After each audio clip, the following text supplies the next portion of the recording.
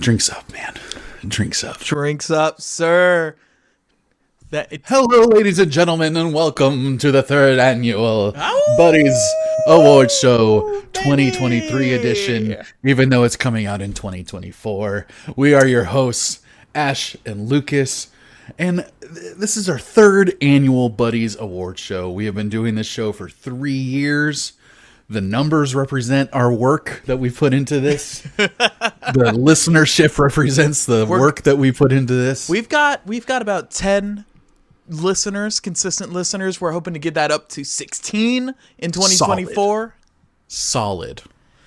And this is, we've done this twice before. This could be a little bit of a different format than we're used to. Typically, we decide the winners before we even start recording.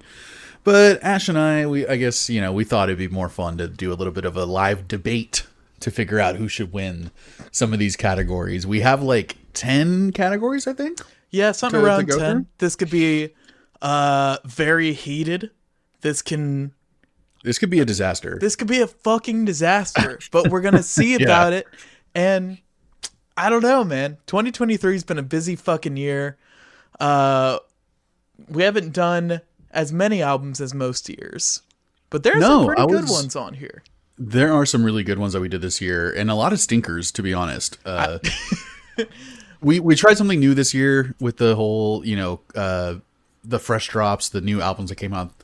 Like, we reviewed albums on the Friday that they came out. That was very hit or miss. It was interesting going back into all our episodes this year and realizing how few there really were to choose from. Because we did a lot of, like, chit chats also. Yeah, which we plan on doing. We plan on getting back to the chit chats in 2024. I think we unearthed some lists and some topics we want to talk about. But yeah, we tried the new album coming out the day it came out, and when it hit, it was really nice, but it was mostly like we didn't know what we were getting into, and we couldn't really get too excited for it. And we were I think we kind of ruined the listening experience for ourselves on a lot of those because we were doing song by song and then stopping and then rather than living with the album and everything that we normally do for our reviews. So yeah, I think it was just a different thing. We were trying something new, but yeah, it was kind of eye opening to look back and see like how few we have to choose from really this year. And how there was such a clear distinction between like really good albums this year and all the other ones. Yeah. We did mostly classic catches this year. We might go back to doing what were they, just fresh nugs or fresh drops? Fresh drops. We might do that every once in a while. I'd be down. But we should maybe, if we're just more discerning about it, like if it's a band that we both love, it's like all right, fuck yeah, we're excited about this record. We can do that. We had a couple of good fresh drops this year, though. Definitely, the JPEG Mafia and Danny Brown one was great. I mean, we'll get to all of that shit in due time. I do want to shout out. We did get a lot of new subscribers on Spotify this year, actually, which is cool. Oh shit! Yeah, we're up to like almost 60 subscribers on Spotify. Oh god damn! And just that's Spotify alone, those are the only numbers I have. So like I don't know about Apple or any of the other ones, but that's kind of cool. And by far, man, I don't know if you saw this, but our most listened to episode this year, do you know what it was? I'm going to say it was Petro Dragonic. Not even close, man. Really? Okay. Not even close. Our number one episode this year was Hawaii Part 2. Really? Musical episode. Yeah. I think that was 2022, wasn't it? No, that was our first episode we released this year. Oh, man. That was January 9th or something of 2023. Damn. We recorded it in August of 2022, but it didn't come out until January 23. There was some of that evergreen stuff that I just fucking lost track of, dude. Yeah, man. We recorded so much in the summer that we just like had months of backlog. But that is our number one episode ever. Ever? It has it has almost 200 listens so far. And it's like the most we've gotten on a single episode. Fuck, man. Yeah, well, good on us. I think that was a big reason why we got so many new subscribers, because I think we tapped this weird niche listenership of people that's like, who talks about, what other podcast has ever talked about that album but us? I haven't seen anything else. I'm sure there are a couple. I think when people, but maybe, but I feel like when people are looking up that record on Spotify and they see like, wait, there's a podcast about this album.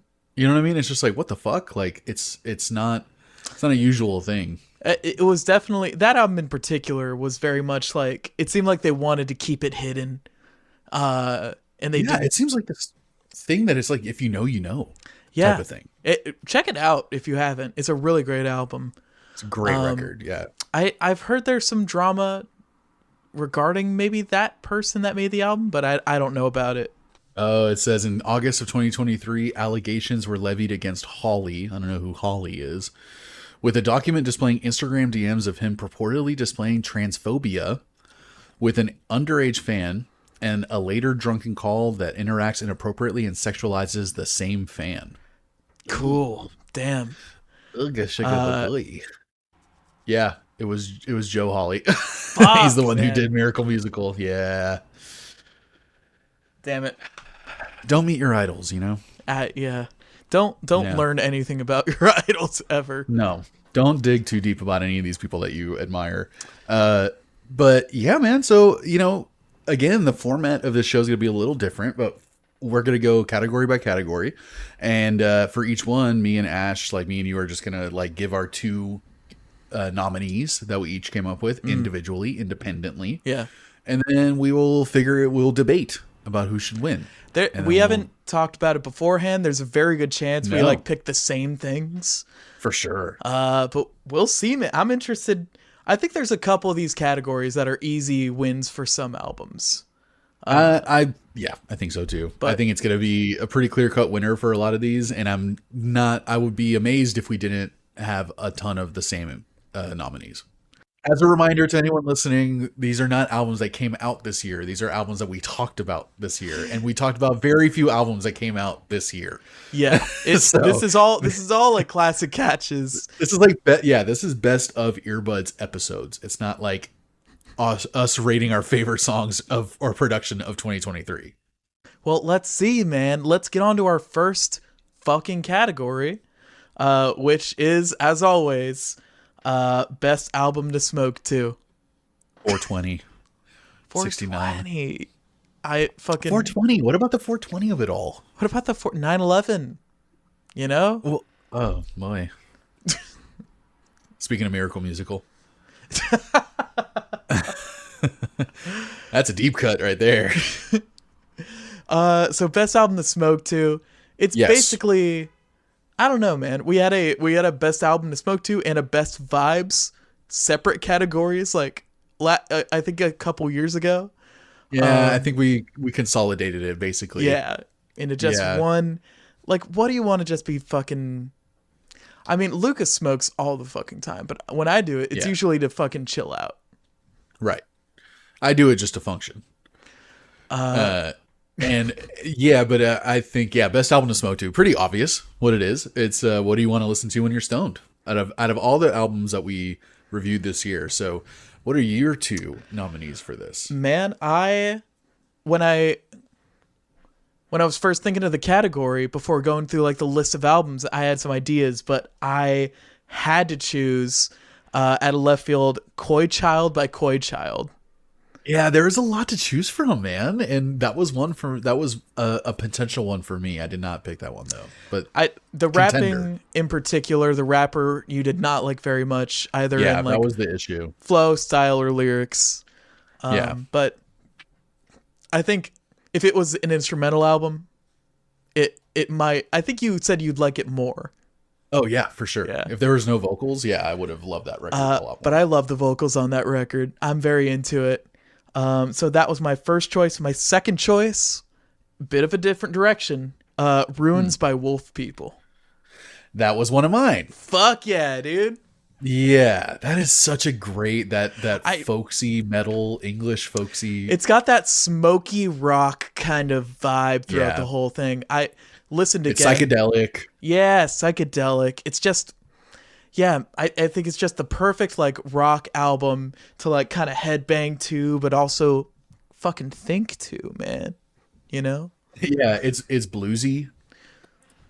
So it's really easy to fucking groove to it, and there's a lot of great vocal stuff in it. Like the guy's voice is so weird. Yeah, he has a very unique delivery for a lot of the vocals. Yes. Well, I have a feeling I already know which one's gonna win at this point. But my one nominee, one of them was Wolf People, their album Ruins, and my second one was Purple Moon by Washed Out. Yeah, I had thought about that one. Really? Yeah. What got you to pick it? I mean, I remember talking about it a lot on the episode where it's just Washed Out is just like the perfect high music for me. It's something that is just always going to be, I'm always going to like be willing to accept it, you know, when I'm stoned. It is such a calming music. It's very repetitive. It's very, it leaves nothing to the imagination. It's very washed out. The guitars are very like kind of breathy and all encapsulating at times.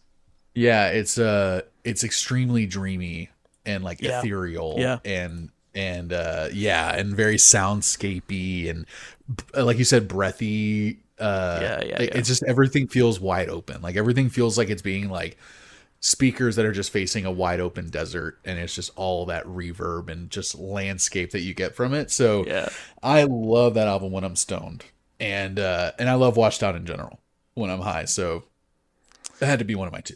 I wasn't so into that album. But I could definitely see. Didn't like that record at all. No, not at all. But I think it would be a great album to smoke too. Were you ever high when you were listening to it for our episode? Not as much as I'd like to have been. Big mistake. Sorry, that was my fucking bad. Huge mistake. I am gonna cast the first fucking declaration into this one. I think Ruin should win it. I think so too, man. Not just because we both it's both one of our nominees, which I think is a pretty good reason and alone to make it the winner. But also, I think it's like it has a lot more to offer than the other records that we suggested.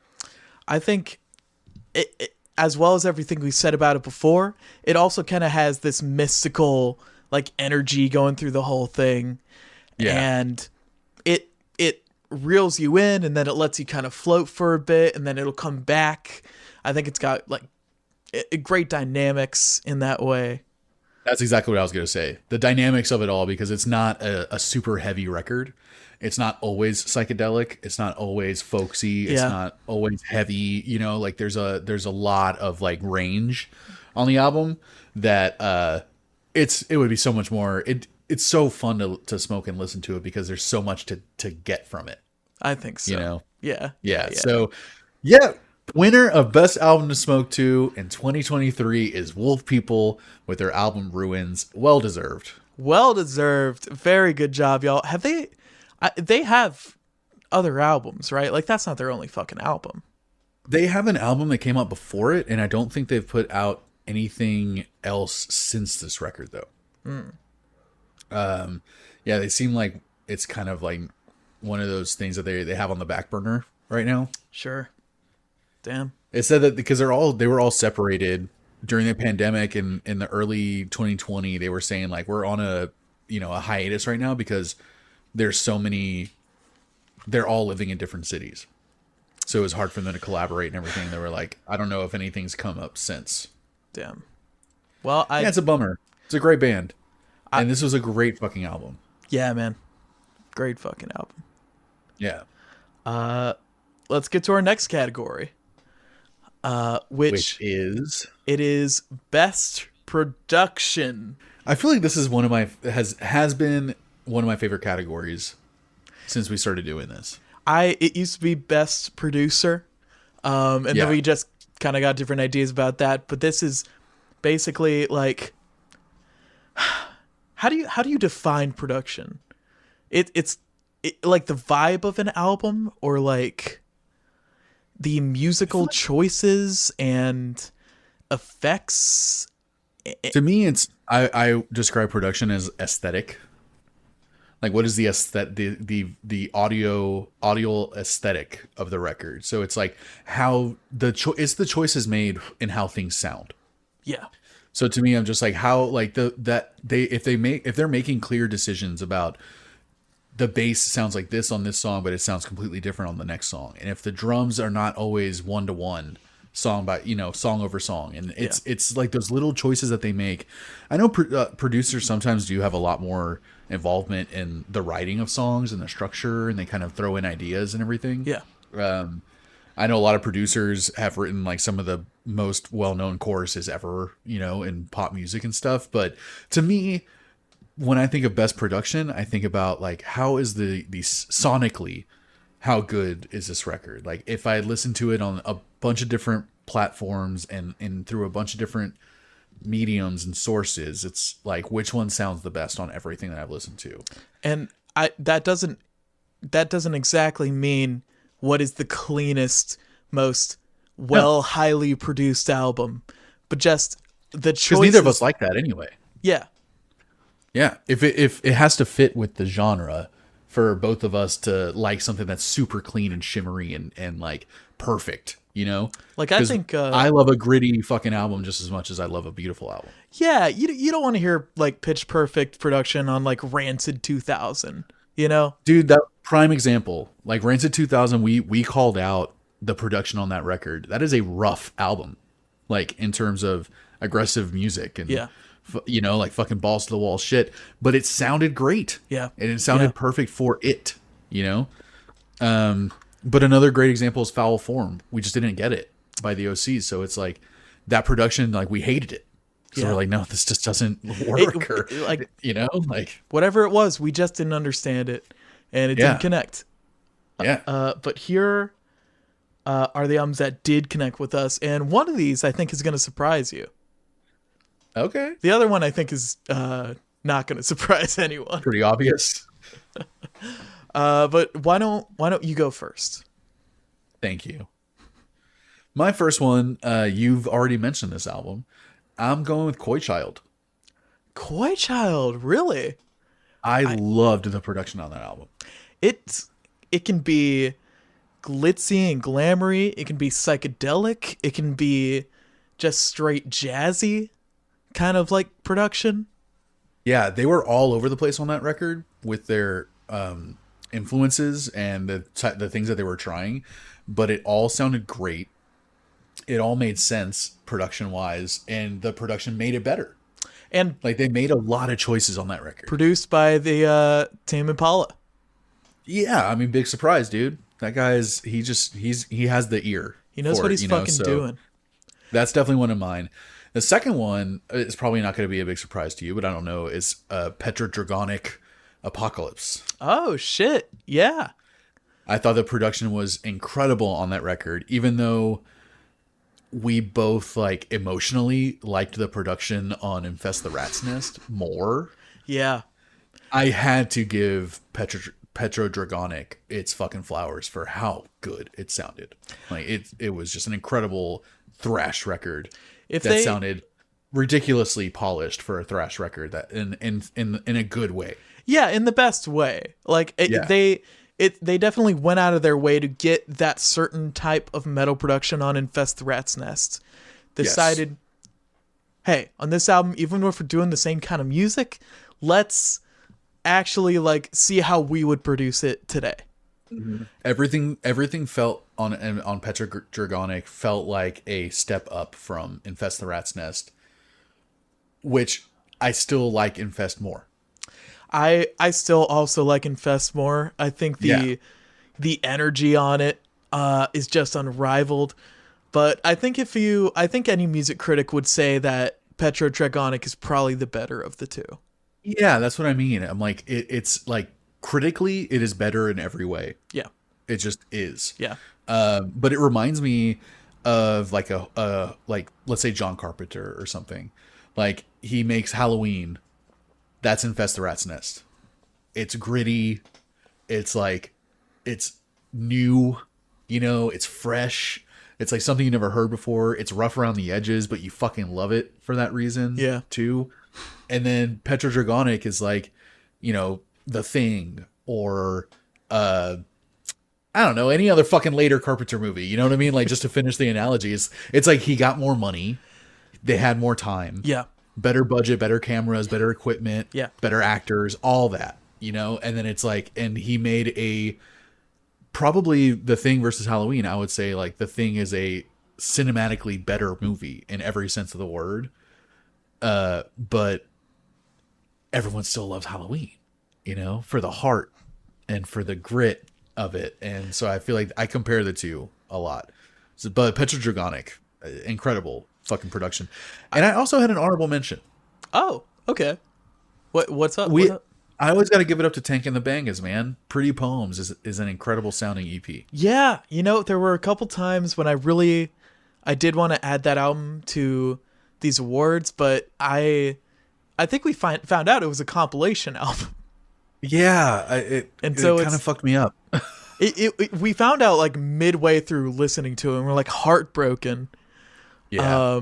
But yeah, I didn't put it in any categories, but yeah, consistently great production. Tank and the Bangas, I believe, won Best Production last year with Red Balloon. Yeah, Red Balloon. And that's one of those albums that's like is kind of crisp and clean in that like highly produced way, but God, did they fucking kill it.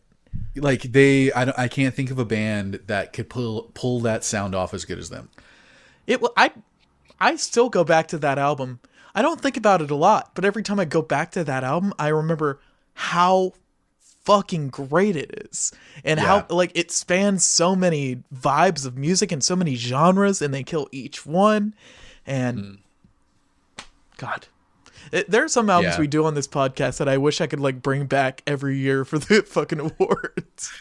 I know, right? It was it's funny how like I think Tank and the Bangas has been, if not on every episode, on every award show, like nominated for every award show, if at least the last two, because I had to throw in Pretty Poems, just for and it's so crazy to think that it's a compilation really of just like 5 songs from random albums that they've done, and sonically and stylistically it's so cohesive.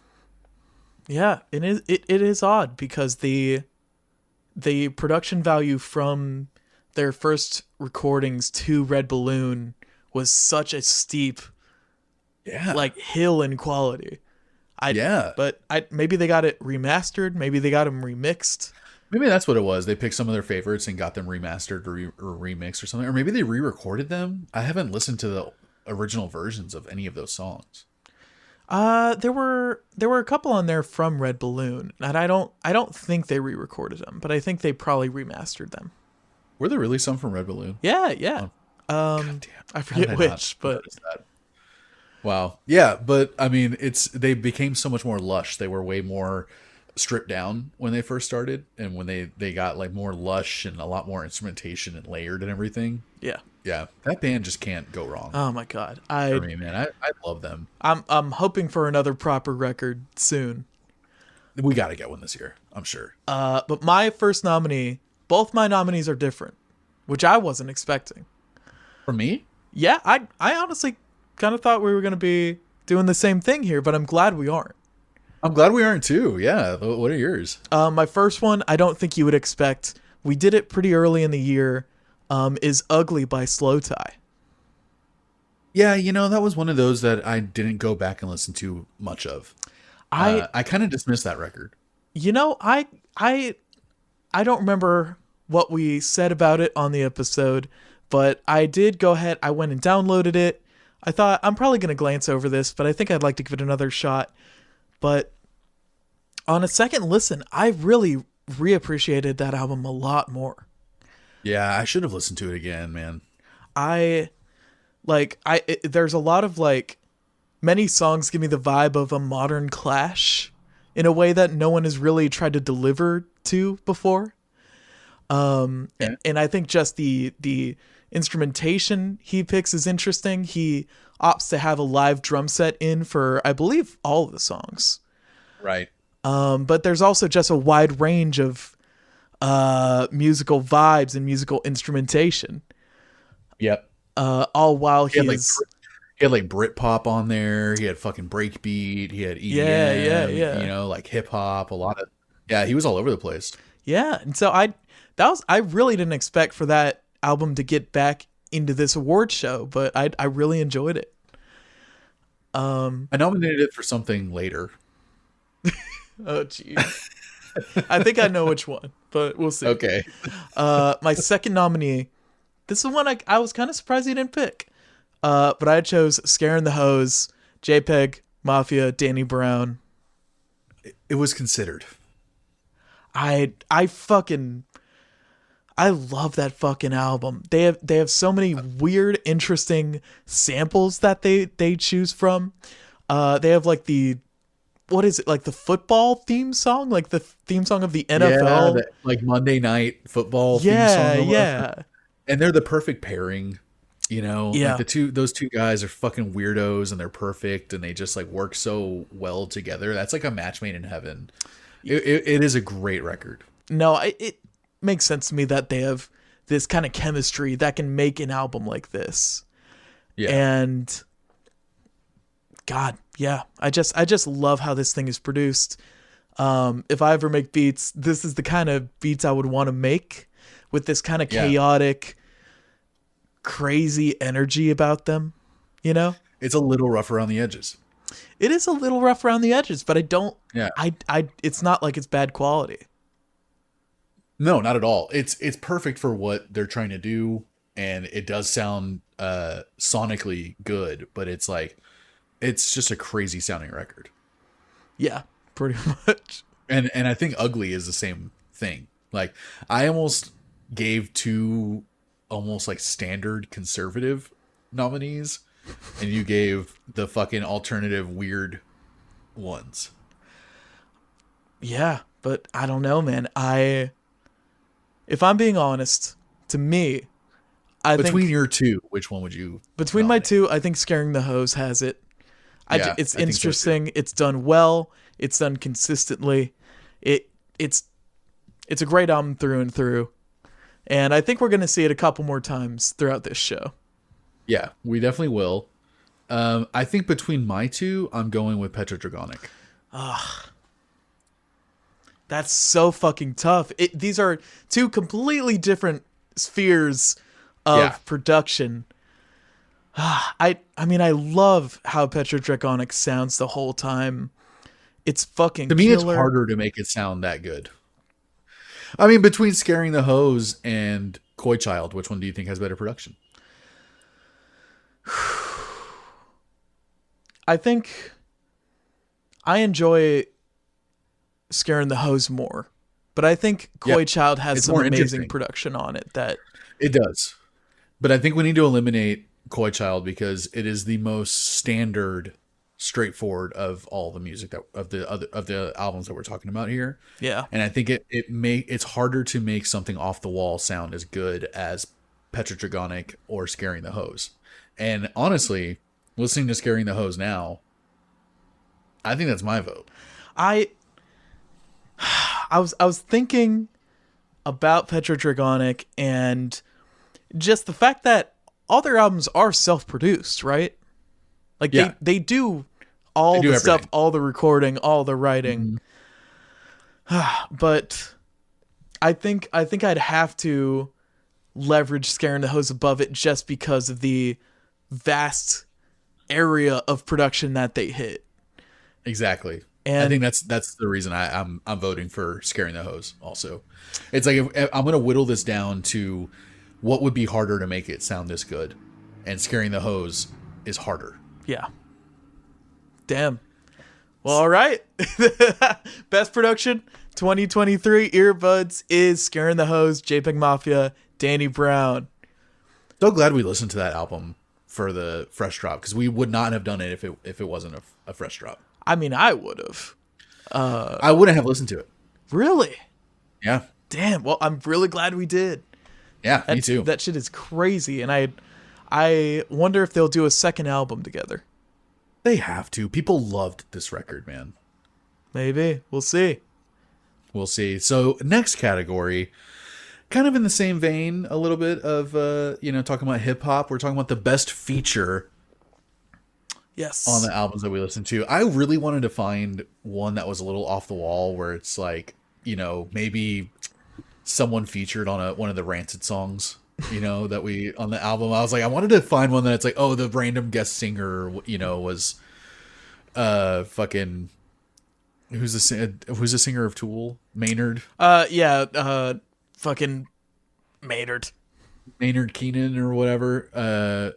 He like how he was on Passenger with Deftones. It's like I wanted to like find a kind of a random thing like that, but I didn't. I went straight hip hop, unfortunately, because there's nothing else really to choose from. I think my two choices are very easy choices. I think, I don't know. I'm interested to see what you picked. I wouldn't be surprised if we share Chance the Rapper from Baby Blue. No, that's my first pick, baby. Chance the Rapper, Baby Blue, iconic song, off Action Bronson's Mr. Wonderful, which we covered this year.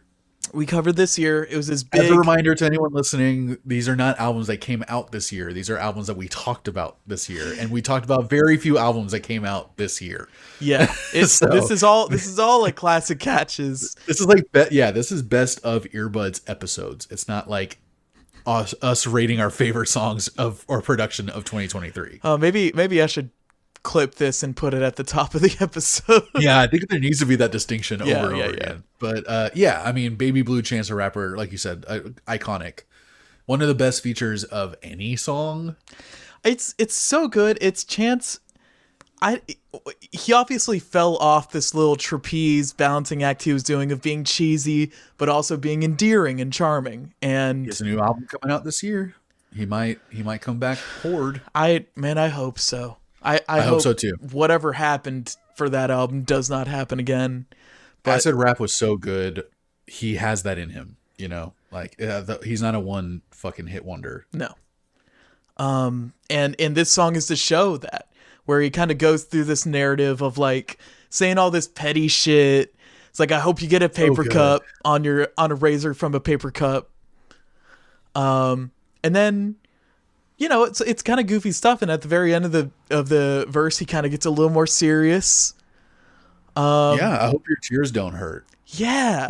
I hope you ruin this shit for a reason. It's like, God damn, what the fuck?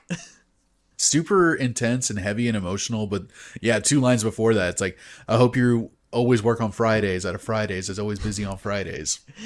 I hope you always work on Fridays, and you're never off Fridays, and it's always busy on Fridays. Yeah, I love. It's like, I hope your titties sag in your early 20s. Yeah, I hope every coke you pick up is shook. It's like all these the pettiest, most childish shit ever, and then it gets like randomly really serious and emotional at the end, and it just works out. And it just works perfectly. It's funny. It's well written. It works perfectly for the song.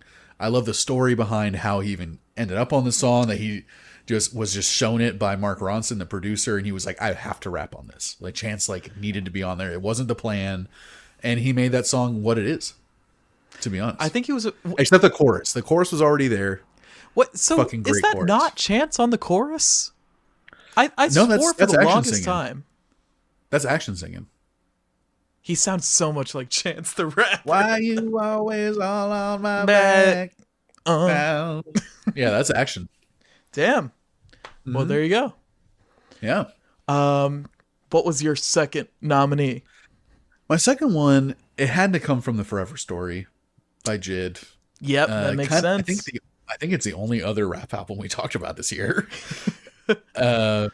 And it was a lot. Obviously, there were a ton to choose from on there. But I remember back when we first talked about it, how much I loved Lil Wayne's verse on Just in Time. I remember loving how much, like, hearing Lil Wayne again, and it had been a long time since I'd listened to anything by him.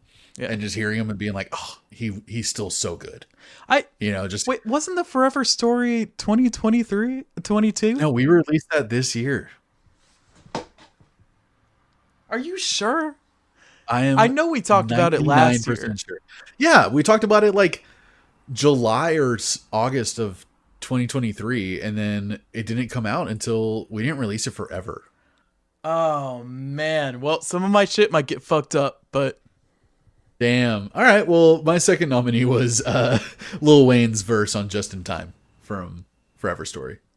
Yeah, yeah. It's crazy. I don't know. It's not like Jid is this underrated, unknown underground rapper, but to get Lil Wayne on a song is, I don't know. That's kind of fucking crazy. It's a sign off. You know, it's Lil Wayne being like, I approve. Like, I believe in this dude. And he had a lot of people on that record. He had what's your boy? Fucking 21 Savage. 21. He had Baby Tate. He had Lil Durk.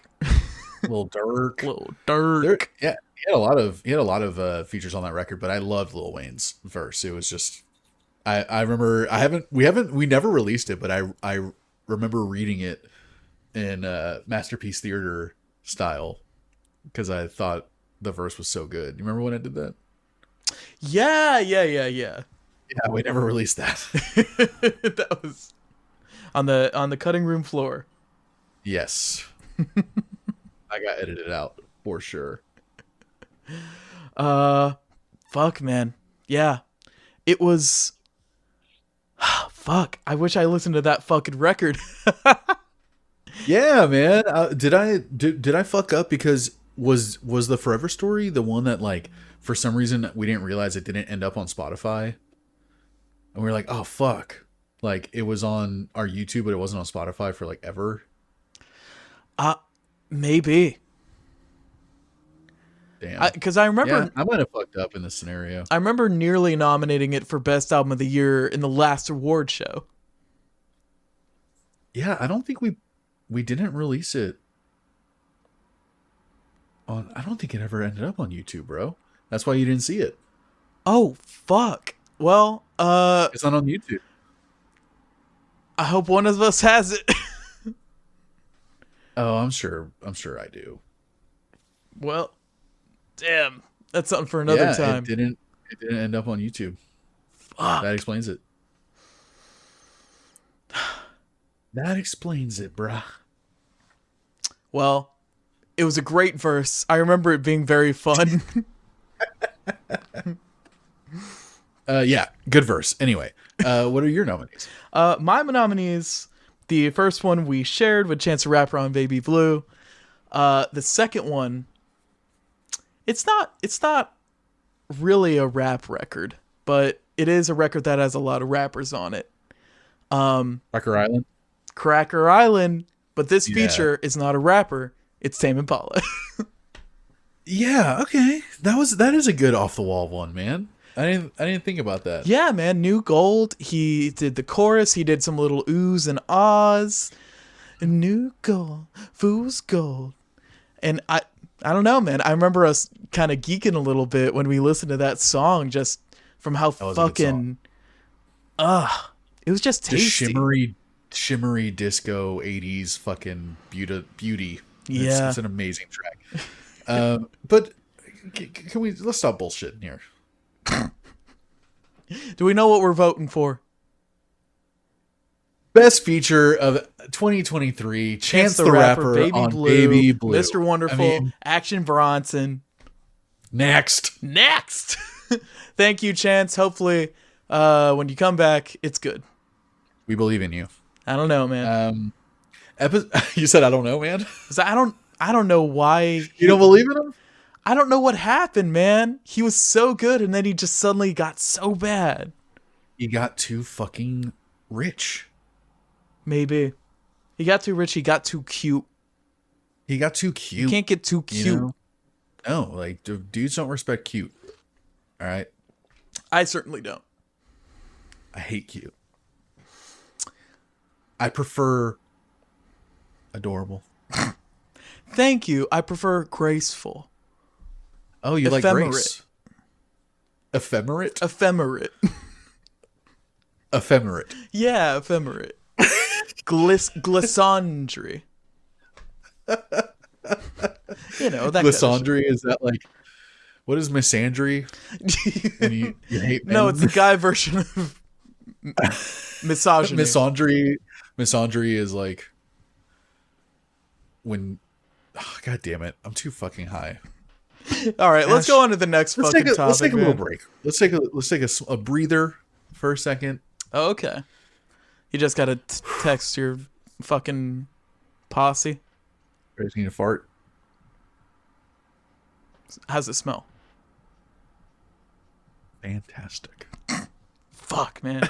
I wish I was there. I know, dude. You're weird. Next category is episodes we lost this year. I love this fucking category because it's so dark. Well, it's like the Golden Globes where it's like the people we lost this year, and it's like for us, it's like the episodes we lost because it's inevitable that we're gonna somehow lose an episode. And now we kind of have a half episode that we fucking missed, which is the Forever Story on YouTube. So now we know. Yeah, well now we know. I'm glad we figured it out. That's the episode we lost this year. Man, you're gonna have to consider that now. For any of the categories moving forward. I really fuck. Yeah, you're gonna see it. It's okay. I really love that fucking record. I listen to it all the time. I know. But I mean, so far, best album to smoke to, would that have been one? I guess it's pretty good. I wouldn't put it to best album to smoke to or production. Best production, I wouldn't put it best production either. Best feature, I mean, like Chance the Rapper is better than any feature on that album. And I really did like the Tame Impala feature. Yeah, and Cracker Island was surprisingly like one of those sleeper albums that when I went back, I was like, oh yeah. We like this one. No, it was a good record. It had a couple misses, but overall, it was like pretty solid. I thought Booty Brown was a bit of a disappointment on it, but Yeah, and like the song you did with Bad Bunny was a little. I weirdly liked it. Really? It was almost like, I remember it was like, I think it's the only Bad Bunny song I like. Damn. Yeah. I fucking hate Bad Bunny. Is that the only episode we kind of messed up on? I didn't think we had any this year. No, I don't think we missed any. I don't think we lost an episode this year. Like before, the years prior, yes. Like someone didn't press record, or we somehow fucking a computer crashed. We had things happen. I believe it was Famous Monsters by Misfits, and was it Korn? It was. I thought it was Korn by Korn. Korn's self-titled record. Yeah. You are correct. Man. Famous Monsters. That's the one I'm really. Actually, both of them. Those were two good fucking conversations, man. Yeah, the Korn had our friend on it, which really Luis was on it. It was like an hour and a half of us going deep on like Korn and new metal, and like we did such a great episode, and Luis didn't press record. You motherfucker. He felt really bad about it. But and we fucking brought it up many times. But it wouldn't be the first time that either of us would do something like that. I never did that. When did I not press record?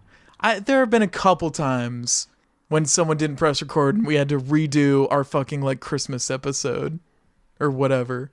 After like really? 12 minutes in. Oh, okay, yeah, I remember. Yeah, you're right. Yeah, that happened. But still, I'm still pretty fucking pissed at Luis. Well, hopefully you can bring some of that anger into our next category, which is most controversial album. This is a little fun one. This year was a weird. I feel like me and you saw pretty eye to eye on a lot of things this year. I think during the last month or two, we kind of got into a weirdly like one side or the other point. But for most of these albums, I think we understand each other's music sense pretty well now. I think we can usually kind of tell where the other one's going to land. But for albums like these ones, maybe we didn't predict quite so well. Yeah, and I think for these albums too, one of them, I feel like you were personally challenging me.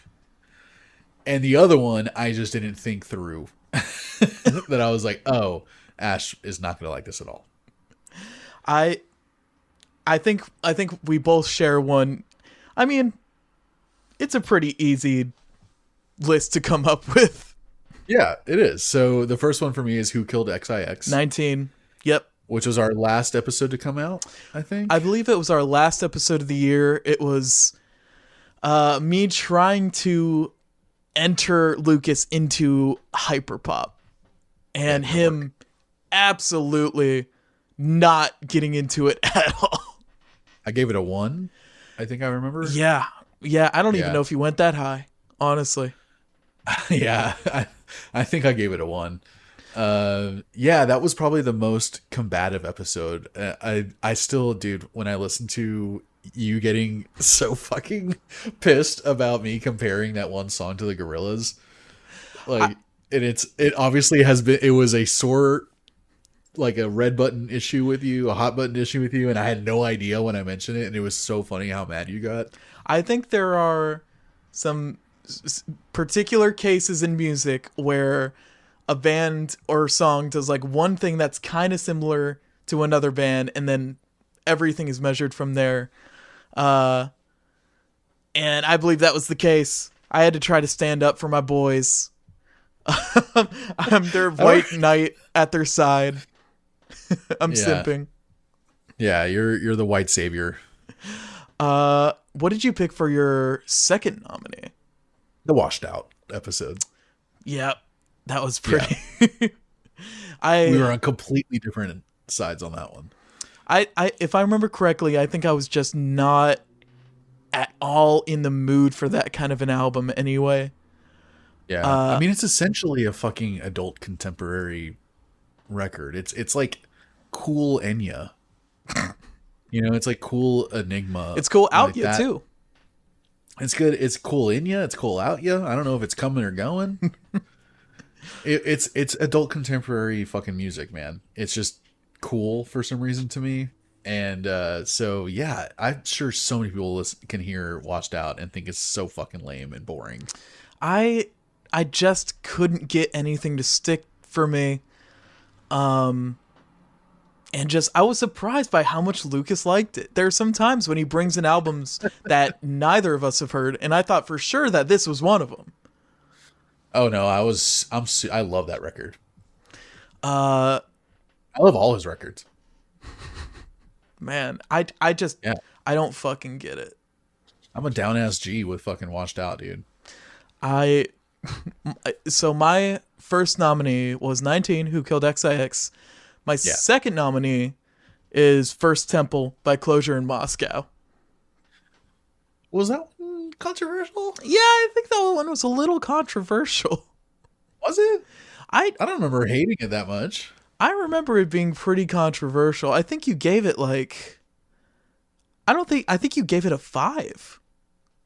Oh, damn. If I remember correctly. You know, I guess I didn't think it was controversial just because it was a very forgettable album to me. I think the thing that was the most controversial throughout the episode was constantly comparing them to the Mars Volta, which I also did. I mean, it's there, dude. It's there, but I think saying that with like as an asterisk to everything else about the album is not fair. I think they put a lot of work into that fucking album. I think, like, let's compare them to Greta Van Fleet. Greta Van Fleet is ripping off Led Zeppelin. Yeah. First in Moscow, is that what they're called? Closure in Moscow. Closure in Moscow. The album's First something, right? First Temple. Yeah. Which I thought I got Moscow, from you, but apparently I didn't. Apparently that was a fucking hallucination I had. Yeah, I'd never heard of this record before. They don't sound like they're ripping off Mars Volta. They just sound like they want to sound like Mars Volta. You know? I think they have some aspects that want to sound like Mars Volta. Ash, you're lying to yourself if you don't think Mars Volta was their number one fucking influence on that album. I think it was, but like... And it's fine. It's fine.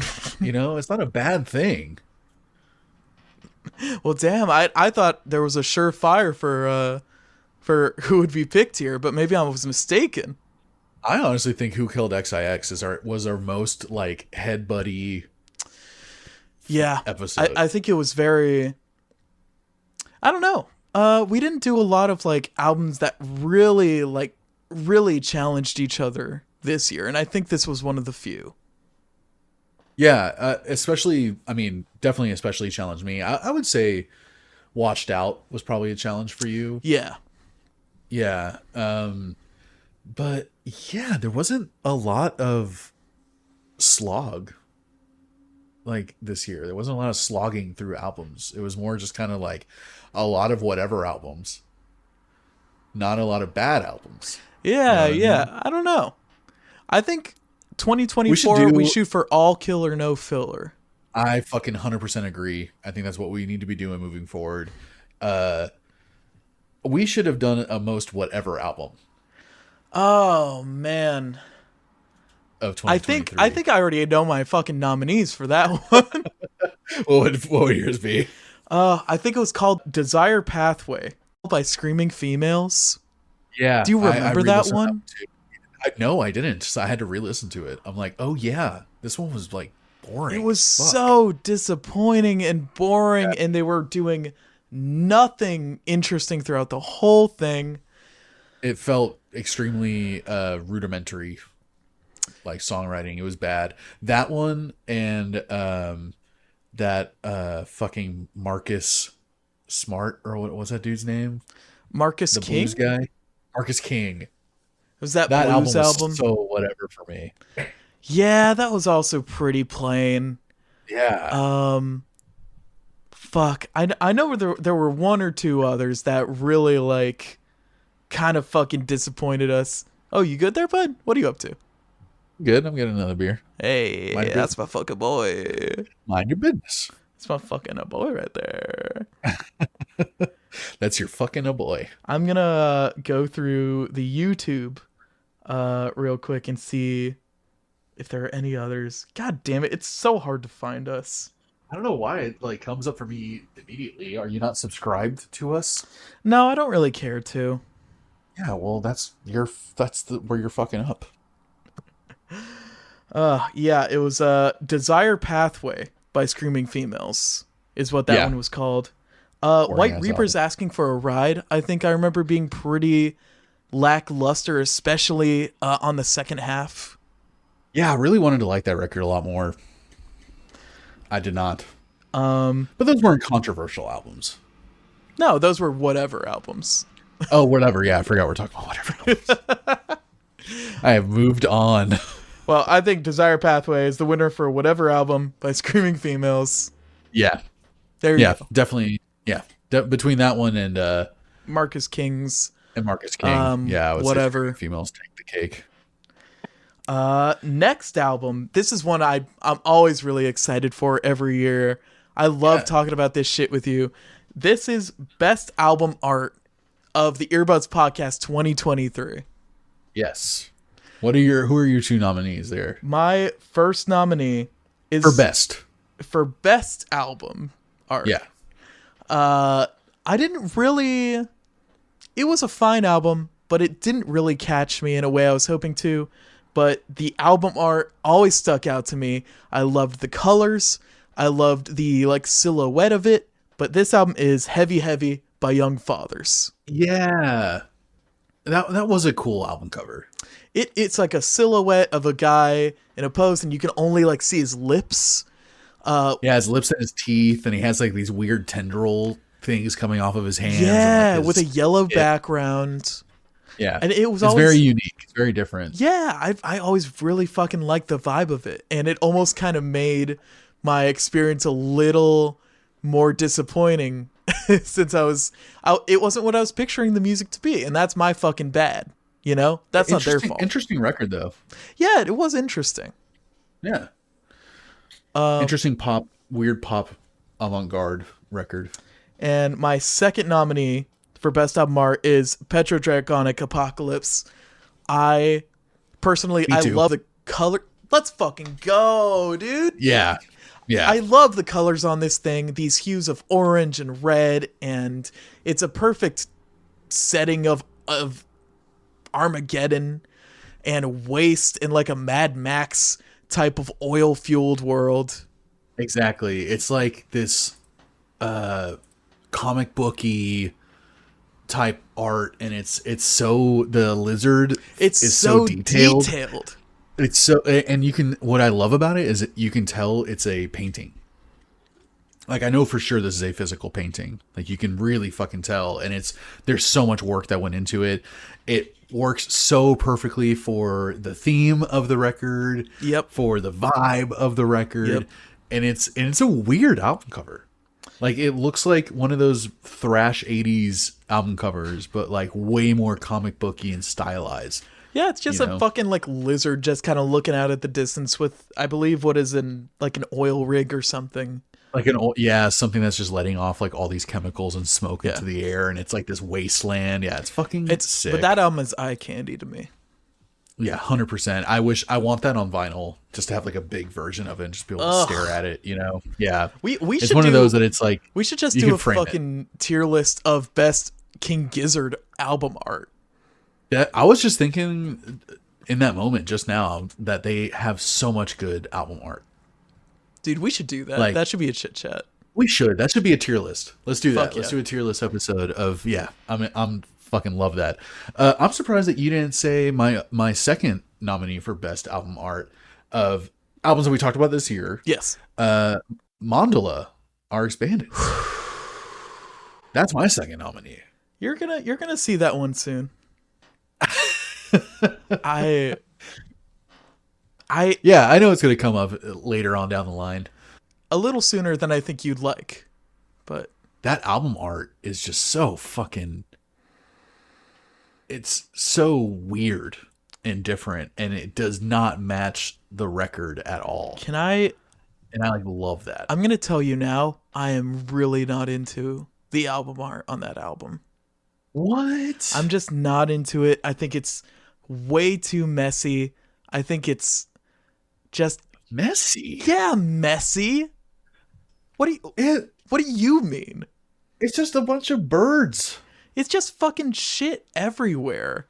And coming out of this like woman, but she's got like the rings on her neck, but she's covered by the American flag, and it's like, oh my god. She's wearing like a fur thing, and yeah, she's blinded by the American flag, and she has a $20 bill hanging out of her mouth. Yeah, I think it's just too much, man. It's not like RX Bandits have really, I don't know, around this era they've had a lot of art that looks kind of similar to this, where there's a lot of stuff going on. Yeah, usually centered around a woman, yeah, and then like the earth in the background, like, there's like a firework in the corner. I don't like the firework is attached to the woman's arm that has the hand is cut off, and her hand is like a little sparkler. That's one of the things I like about it, is that there's so much going on. It's very interesting to look at. Oh man, this is gonna be like hands with henna tattoos. There's like 30 different types of birds. There's the earth and the moon at the very top, like hovering over everything. It's gonna be an interesting 10 minutes, man. Well, what were your two nominees again? We had Petrodragonic, and what was your other one? Heavy. Young Fathers. Heavy. So I'm gonna go ahead and knock that one out. I'm gonna say Petrodragonic is my vote. Yeah, I think it's Petrodragonic. I really like Young Fathers Heavy. I think to me it's second place by far. That's why I fucking chose it, I guess. I'm okay with that. I'll accept that. Mandala can get third. We'll see what Mandala gets soon. You sack of shit. All right, so winner of best album art of the albums that we talked about this year, Petrodragonic Apocalypse by King Gizzard and the Lizard Wheezy. Yes, sir. Congratulations to you. Fucking album art tier list coming out soon, baby. Coming out soon, man. Yeah, fucking. I'm gonna write that down. So my two nominees for worst album art that we talked about this year, yes, was Ugly by Slowthai. Okay, yeah, it's just a close up of his face with the word ugly under kind of his eye there. Yeah, very boring, and even more boring somehow than that was Cease to Begin by Band of Horses. Yeah, that is a terrible album cover. You definitely kind of put these worst album covers in a nothing is happening. It's kind of boring, bland. Super section. boring. Yes. I'm like, there's nothing to look at here. Like the Band of Horses album cover is a kind of crescent moon reflecting on a body of water. Yeah, which you could make that image work, but it's just that there's really nothing. I don't know. It's not. I don't think it's a real photo. First off, I don't think it is either. Like it should be such a stark image. Yeah. Like it should be such a strong. Like it's against a black background. You know, like it's white on black. But it's almost minimalist. It's almost minimalist, and they changed it to a lot of like greenish blue hues, so the contrast isn't as high, and it's just like it becomes a very boring photo if it is a photo, and if not, it's just a very boring image. Yeah. There's nothing interesting to take away from it. So honestly, that's my vote. Is Cease to Begin. I think Ugly has a little merit. I think the look Ugly has much more personality to it. Yeah. Yeah. It's like you understand what he's doing immediately.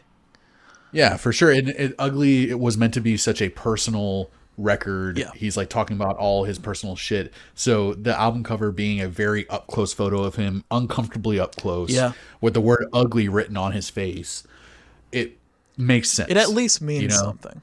It at least means that is art. Yeah. I dig that. I support that. I don't like it. But Band of Horses, the Cease to Begin, is just a boring as fuck album cover. Fuck, man. Sorry, this is a tangent. Do you remember our best album covers of last year? I love tangents. No. Drill Music in Zion, Lupe Fiasco. Those are our best? Huh? We're talking about best? Best album art of 2022. Yeah. What was the one with Krungbin? I think that was the other one. Yeah, man. Yeah. God, I remember. I still like just look at those albums. I don't even listen to those albums, but Drill Music has been on rotation quite a bit for me. Drill Music is really good. It's always a lot better than I remember it being. Yeah, for sure. God, those two albums, we were tearing ourselves apart trying to find a winner for that.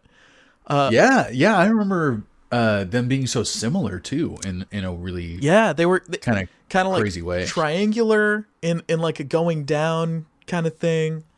Definitely pieces of physical art. Yeah, that a lot of colors. One was textile, one was obviously paint. Yeah, yes, very similar color palette. And very similar kind of like idea, very similar concepts in the way that it was like presented and framed and everything. Yeah. I feel like this year it's like it was easy. Yeah, it's like I don't know. Those were two particularly good album covers, I think. Yeah, for sure. They were beautiful, like genuine pieces of art that I would have on my wall. Yeah, I would be very down to get either of those albums in vinyl just for that. Yeah, for sure. Anyway, so is Mandala one of your worst? Yeah. Is that what we're getting at here? Mandala is one of my least favorite album covers of the year. I'm sorry. I'm amazed by that. It's which is fucked up because it's in my top 5 favorite albums of all time. You know? Yeah, I'm amazed that you hate the artwork.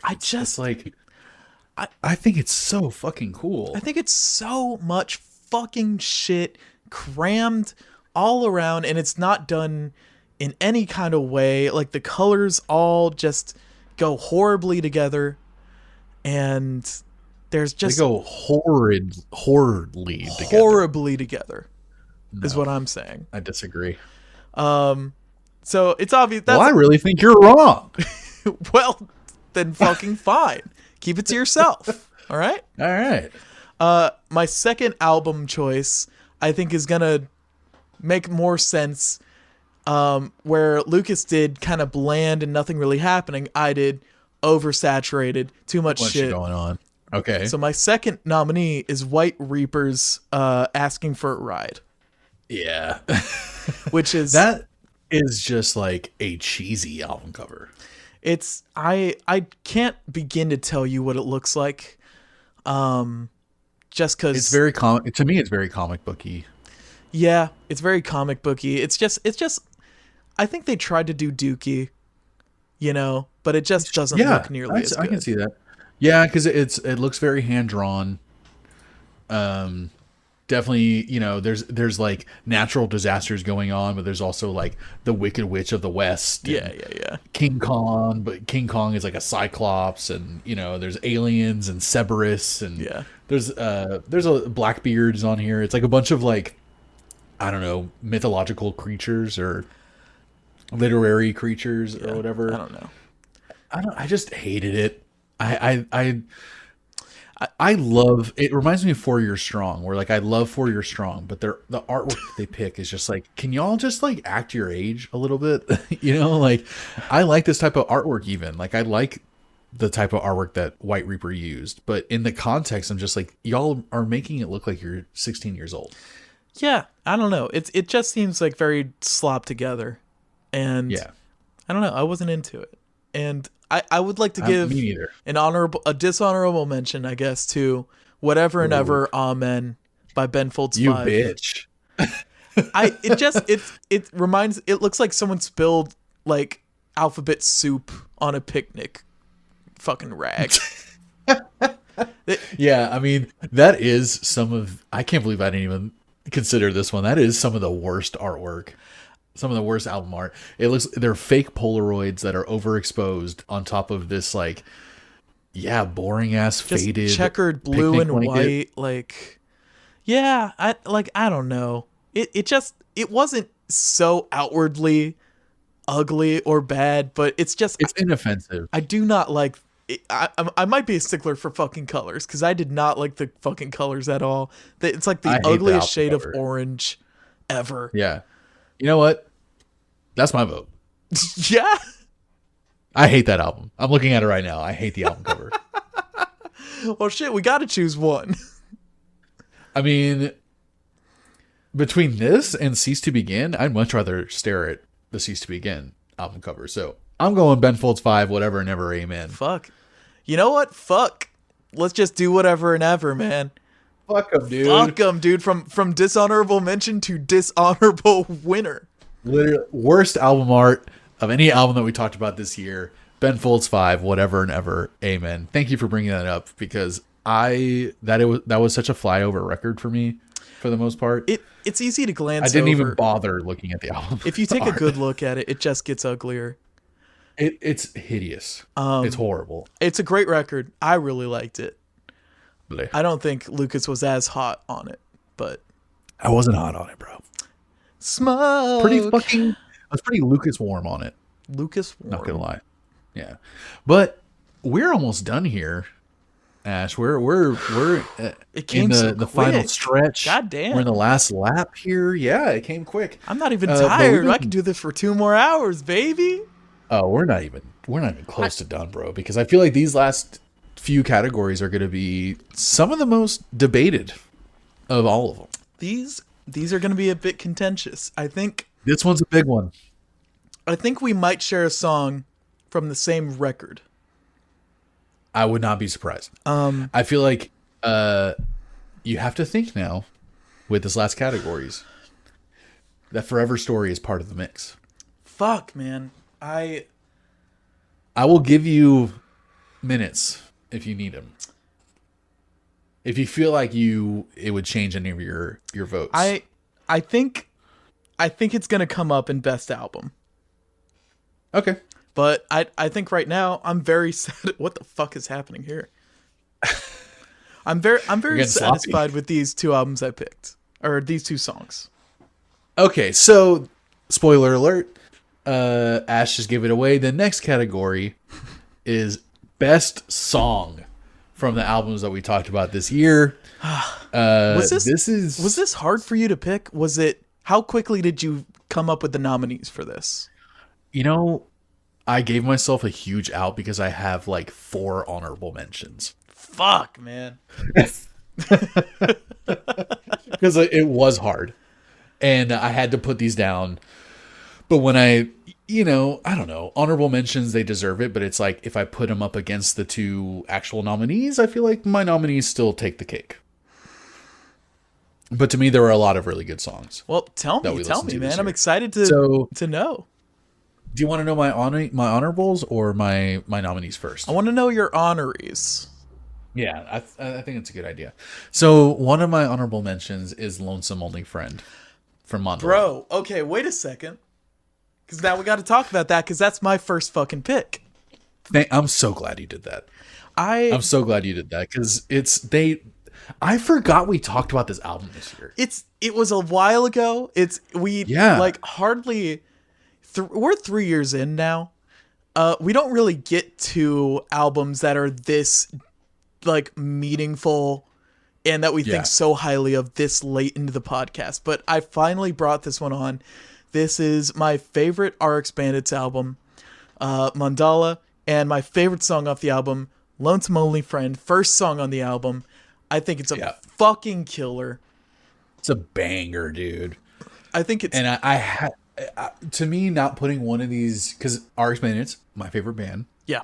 For me not to put one of these songs, at least in an honorable mention, felt like fucking sacrilegious to me. So, Lonesome Only Friend, definitely honorable mention. And I'm so glad it's one of your voted best songs of the year. That's gonna be a contender now at this point. I think so. So I have a few other honorable mentions. Yeah. My next one is, Bringing Up Forever Story by JID. Dance Now has always been one of my favorite songs on that record. Dance Now is so good. It's so good. The beat is so good. The hook is so good. The music is great. What is it? It's the third song on the record. That's usually where the singles come from. And you knew what he was doing.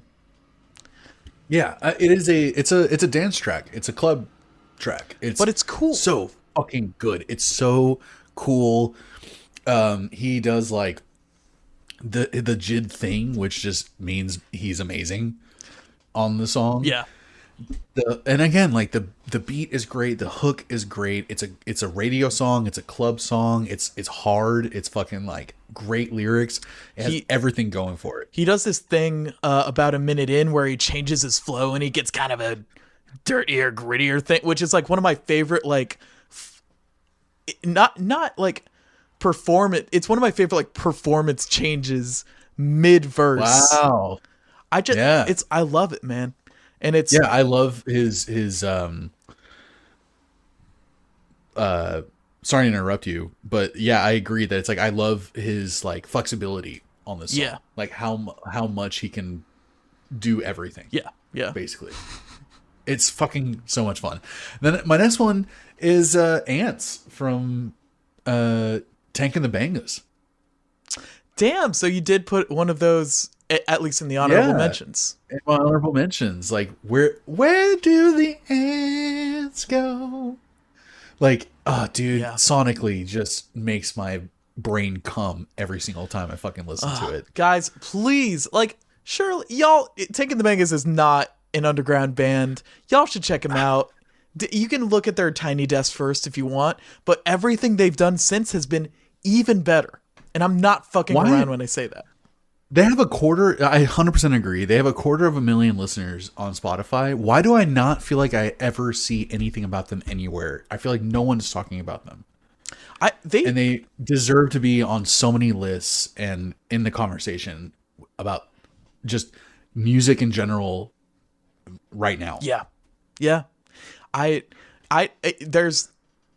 don't know if they're going to put an album out in 2024, but if they do, we're talking about it, baby. We need it. Oh, 1,000%. And man, Miracle Musical came up in my honorable mentions. Isle Onto Thyself had to be on my honorable mentions, dude. I forgot how much we fucking loved that record. I listened to the episode today, and I forgot how much we were just gushing about that record the whole time. It was the first time you'd heard it. I've been listening to it for a while, but it touches in a lot of places. It's just so creative the entire time. The production is great the entire time. That's like such an understatement too. Yeah. It's such an understatement. Creative is such an understatement. Like there's no way to truly capture or encapsulate in words how experimental and off the wall this album is and how it 1,000% nails everything that it tries to do. Yeah. Yeah. And that it's essentially a musical. So it's structured. So the music is structured in a very meaningful way. Yeah. The amount of thought put into the whole album is just insane. But you know, even then saying this being like it's kind of a masterpiece, to be honest, in certain respects. It was still an honorable mention. It didn't get any songs that ended up on my favorite songs of the year. I'm also. Should I say my honorable mentions next, or do you want to go through your proper nominees? Oh, sure. I didn't know you had any. Yeah, let's tell me yours. I do now. They're fucking. I do now. My first one is Black Rainbows off Miracle Musical Hawaii Part 2. It's just. It's got this like, what is it? Mongolian throat singing. Throughout the whole thing. But they're singing in Polynesian or Hawaiian or something. Yeah, and they're singing the colors of the rainbow, and it's just very cool. And there's these harmonies that I love on this song. It's kind of weirdly catchy in an odd way. It's very Gorillaz-y, which is what I like. Immediately got me to start liking it, and the female vocals on it are fucking fantastic. Yeah. My second honorable mention, it almost kills me to not put this on, but it's also going to be off an album you mentioned, The Forever Story. It's 2007, which was it wasn't on the original album. It was kind of released afterwards. Oh yeah, that's the one I listened to like once. It's got such an interesting progression through the song. It's got a couple of different beats. It tells a very vibrant yet condensed story, and I think it's a fantastic way to end a fantastic record, and it nearly kills me to not put it as a proper nomination, but wow, I gotta leave it off for now. Okay. Well, you know, one of my nominees, which was oh wait, no, you don't. No, I don't know. I don't know one. I know one of yours, Lonesome Only Friend. Yeah. All right, so what is your other one? My other one is, this is kind of an oddball, but this is the song that's been constantly getting stuck in my head, that I've been singing in the shower, that I put on just most often. It's Witchcraft by King Gizzard and Lizard Wizard off Petrodragonic Apocalypse. Okay. That's a good one, man. But I don't even know if that was one of my honorable mentions when we reviewed the album. Maybe not, but it's a very King Gizzard thing when you write a guitar line and the vocals match it. That's what they're doing. Witchcraft. Yeah. So good.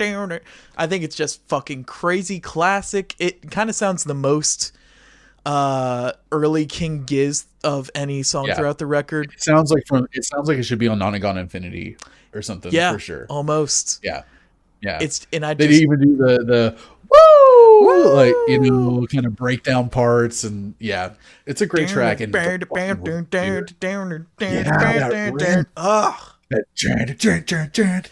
like, who writes good riffs anymore aside from King Gizzard? The whole album is just riff salad, dude, in the best way possible. In the best fucking way, dude. And so it's weirdly like not masturbatory, and it feels like it should be. It's close. If it weren't King Gizzard, it would be. It's very close. It's very close. Yeah. Well, that's a great nominee. One of mine is from the same album, but not the same song. Oh, okay. What were you picking? Go ahead and tell me. Gila Monster. Gila Monster. Ugh. Do that Gila.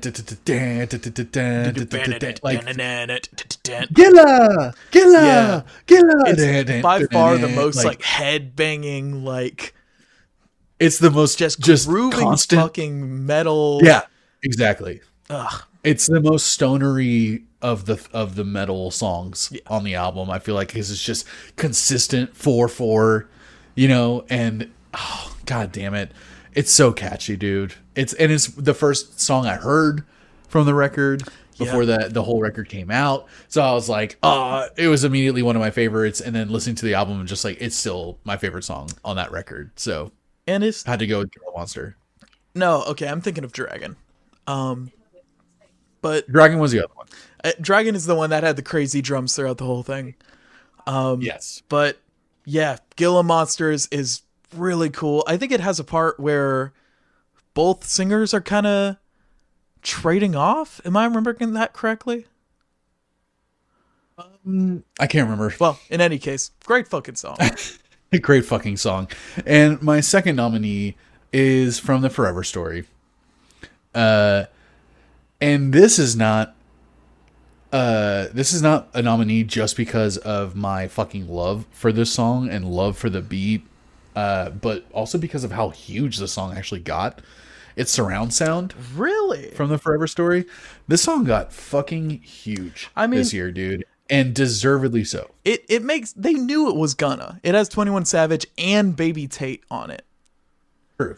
And the Baby Tate verse is so good. I love that the song switches up halfway through and it just becomes like a completely different beat. Yeah.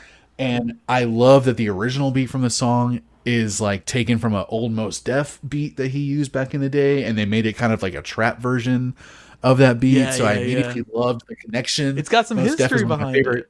It's got some history. There's a lot of culture in this song, and I think it's so fucking catchy too. Like JID did such a good song on the, like, just a good work. Like, he did good work on this song. 21 Savage actually has a great fucking feature. Yeah, on it, my I fucking don't really boy. care about him at all. 21. And Baby Tate is fucking great on it too, man. They're both in top form for this song. Oddly enough, it's not one of the songs that really latched onto me at first, but the more I listen to this album, the more I've really gotten into it and appreciated it. That was one of my favorites from the get-go. So Yeah. it was easy for me to put that on my list. It's gonna be hard to decide, dude. Fuck, man. Yeah, it's gonna be hard. Fuck, man. This is a tough one. This is a tough one. So Are there any- It reminds me of your two, Lonesome Only Friend and Witchcraft. And Witchcraft. So between Witchcraft and Gila Monster, we have to decide. If it's two King Gizzard ones against each other, we have to narrow it down. I think, I mean, it's easy to pick Gila, just because it's Catchier. It's very catchy, and it's very rocking and balls to the wall. I believe, But I do love that Witchcraft is so old school King Gizzard. It's old school Gizzard, but it also, like, pretty far in, it just has this kind of weird breakdown thing. And yeah, it's just very reminiscent of old Gizzard. Yeah.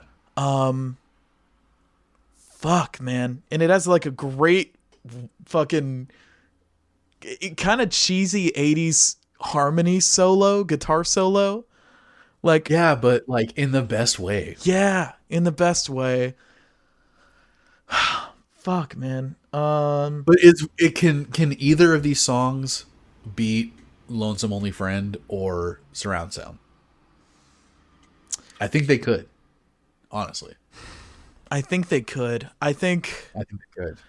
I think Lonesome Only Friend has a special place to me. If I have to pick between my two songs, I think Lonesome Only Friend has gotta take it. And between Lonesome Only Friend and Gila Monster, I'm giving it to Lonesome Only Friend. And so between that and Surround Sound, which are, again, two absolutely wildly different songs. Lonesome Only Friend. Is it Lonesome Only Friend? Is that Yeah. all? It's just a song. Everyone thinks I'm fucked up for doing this, and I don't think it's that weird, but I did put Lonesome Only Friend in my skate playlist. Even though, like, Why is that weird? like the first like minute and That's a great half energy. is like very kind of slow, and Sure. but I think it's got a great fucking build up. It's got the way he delivers the line near the end. I try to run, but I could only fall. Time I just slip, I slip and surely fall. Oh no! just fucking it gets me every time. It's one of my, I think it might be one of my favorite moments in music, honestly. Fuck. Wow. There's so much emotion in what he's singing in the whole song. Yeah, to me, Petrodragonic Apocalypse is such a great album, but it doesn't, in the weirdest way, I don't feel any emotion coming from it. You know what I mean? Are you sure? It's almost like clinically done. I mean, it's... They obviously love what they're doing, but if we're going to compare that album to Mandala is all heart. You know what I mean? Yeah, no, it's like... It's all feeling. Yeah. It really is all feeling. Gila Monster is not feeling anything, it's just fucking having fun. It gives you a fucking adrenaline rush, and it makes you feel like you could fucking destroy anything with your bare hands. What's better, fun or like emotion? It's got to be emotion. It's got to be heart every single time. I think a constant on this podcast is it's heart every single time over everything else. And it's listening to our heart over everything else. Yeah. Because at this point, I am nominating one of my honorable mentions as the winner. Damn, we did it twice, dude. Yeah, damn. That's what I mean. I'm just like, dude, I'm going with what I feel. And RX Bandits is one of my favorite bands. If I'm comparing Lonesome Only Friend to Gila Monster, the staying power of Lonesome Only Friend compared to Gila Monster is tenfold, if not more. And same with Surround Sound, like I enjoy those albums so much more. I've listened to Lonesome Only Friend 1,000 times. I think in their respective fields, amazing fucking songs. Incredible. And if we had to pick... And we gave them their flowers by nominating them, bro. So in my heart... Let's go with let's turn on your heart light. In my heart, Witchcraft wins over Gila. That's just me. Just to like put a final answer to me. Okay. But in my heart, Surround Sound beats Gila. Really? Yeah. Wow. I mean, do you think you'd feel the same? Do you think this is a thing that changes depending on like your vibe or your mood or what you want to listen to? No, Petrodragonic is getting a lot of praise from me tonight. But I haven't listened to that album since we talked about it. Really? Yeah. I fucking love that album. I listen to it all the time. It doesn't have any staying power for me. Well, it doesn't. Y'all, My Lonesome Only Friend off Mandala by RX Bandits is the best song, baby. 2023 song of the year of all the fucking albums that we've touched on. Woo! Well deserved. I'm going to take a well-deserved pee break. Okay. I'm going to take a well-deserved drink break. You should probably pee too. All right, here we go. We're rounding it out now at this point. Final stretch. The last real category of the awards of tonight is right now. We have a couple of like extras that we threw in at the end just to kind of, round it out a little bit. But this is the final category of the night. The best album that we reviewed this year. Kind of hard. I mean, it's tough, man. Picking two of them it still is a tall order for me. Yeah. But me too. I do know which ones I'm picking. And I'll let you go first since you're son of a bitch. you're gonna blow that fucking cloud and give your first nominees. You can just go ahead and shape it if you want. Fucking Gandalf style. She was like, man, we've already mentioned this album several times before. I do have an honorable mention. Okay. I feel like I'm going to interrupt myself. I feel like I'm going to give my honorable mention because I think it deserves to potentially be a nominee. And see, this is the new the meta strategy of the Ear Buddies. Yes, is having a nominee, hoping that it might get picked. I had to throw in a wild card because I feel like the two albums that I nominated have shown up in a lot of categories tonight. Yeah, sure. You know what? Fuck it. My two nominees. Oh, fuck. Are Petrodragonic Apocalypse by King Gizzard and Forever Story by Jid. Yeah, man. But my honorable mention is Hawaii Part 2 by Miracle Musical. Oh, man. And I feel like now that we're this deep into the episode, it possibly deserves a conversation to throw it into the mix as a nominee. It was a great fucking album. I think it might be one of the highest scored albums we've brought on the podcast. I gave it an 8.4 or something, and you gave it a 9.3. That's not bad at all. It's amazing, and it's the first album that we released it's the first episode of 2023 that we started with this like weird ass fucking masterpiece almost of an album. Yeah. That's got to be an honorable mention for me. Okay, I guess I'll keep it an honorable mention for me as well. Because it's also one of my honorable mentions. Fuck.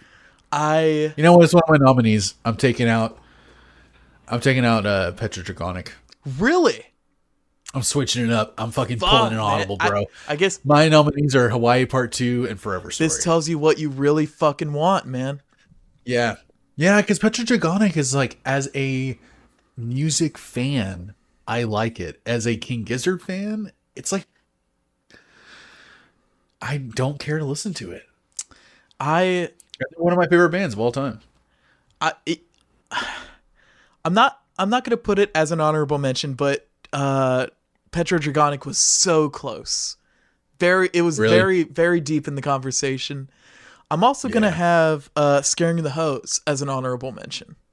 Okay. Just because I really liked that album. I love how it was produced. I loved the whole thing. I was also very close to favorite album art. Yeah, it was, again, the album art is as chaotic as the fucking record is. But my two choices have got to be Mandala by RX Bandits. Obviously, you saw that one coming. Yeah. And The Forever Story by Jid. Yeah. It's got to be, man. This is one of my favorite rap albums. It's in my top 10 favorite albums of all time. I don't know if you know that. But I don't. Every single song. It's not often that you get a track list that has this many songs on it, and each one is great. Because let me fucking pull this up real quick. The version we listened to had 15 songs on it, and it was about an hour long. And this is common, is rappers releasing album long records, 15 songs, and 10 out of the 15 of them are just duds.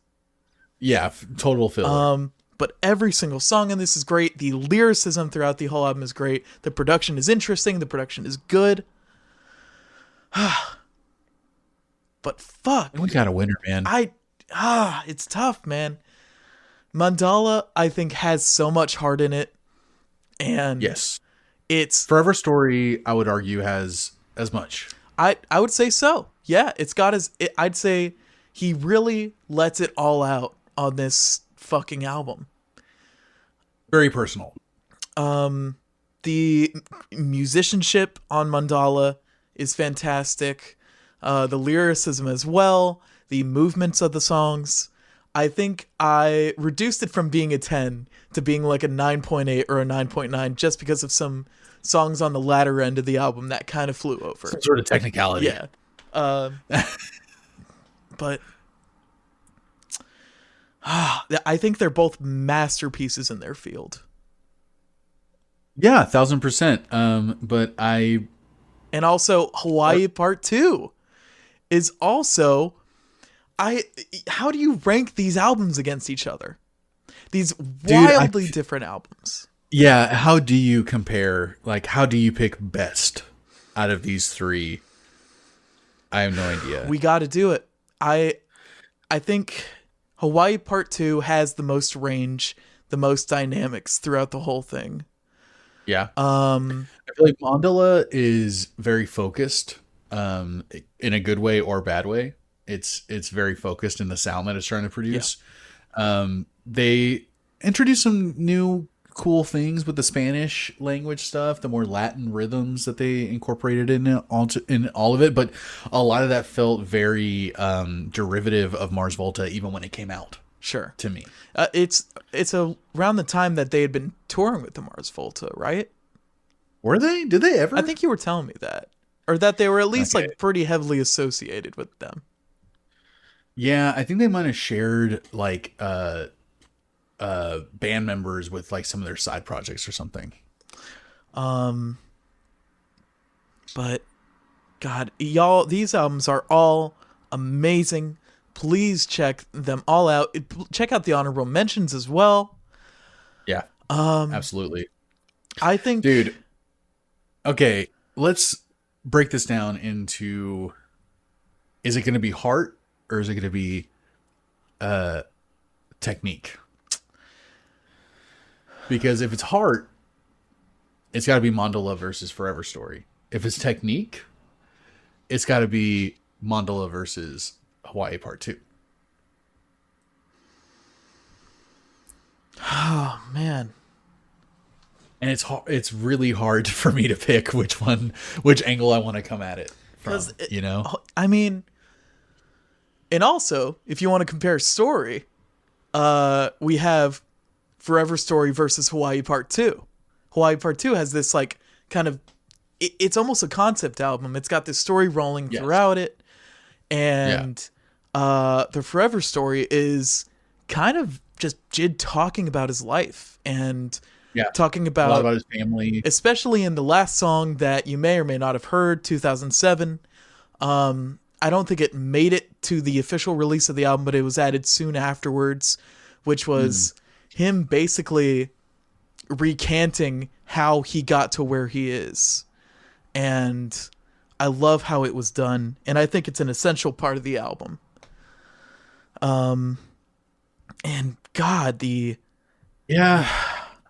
fuck.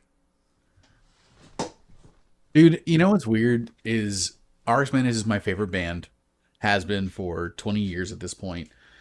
I want to give it to Jid. I kind of want to give it to Jid too. I think last year, I think we had it in the best albums that came out in 2022, and Melt My Eyes won over it, and I've regretted that ever since we did it. I think I do too. But that was a very emotional vote from me. That album meant a lot to me. Melt My Eyes also it was a fantastic album in its own right. It was. Does it all stand up the test of time now? I'm removed from the emotions I was going through and the things I was going through at the time when I was listening to it. Not as much as I would want it to. I think Jid has earned his spot. I think this is a fantastic. I think it is one of the best rap albums ever made. It's simply that good. It's got interesting production throughout the whole thing. All the beats are interesting and different. It's never sticking to one fucking thing. His flow changes like the fucking waves at moonrise. It doesn't seem like so poetic. It doesn't seem like he needs the features at all. No, honestly. Go on. Which is cool. Like he has them, which is great.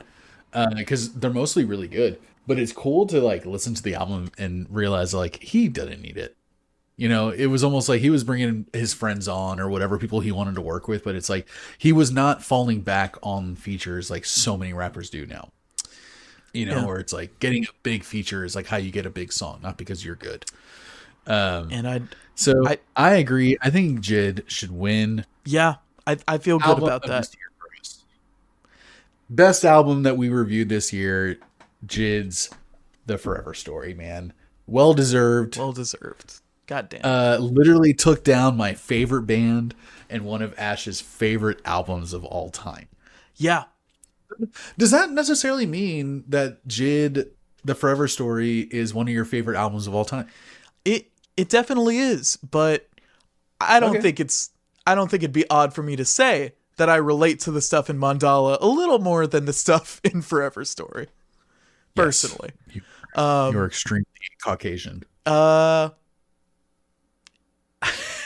a little bit. If it's You're like, it's hard to notice sometimes, but yeah. I know you hide it well. Yeah. You know. But you're extremely white passing. Thank you. Thank you. I do my best. Oh my god, thank you. So holy shit. JID. God, man. JID won, and you didn't even know that album was up for fucking. I thought we did it last fucking year. Started. I didn't know it came out this fucking year. It's fucking. I don't know, man. It's truly. It's hilarious. Listen to that fucking album, man.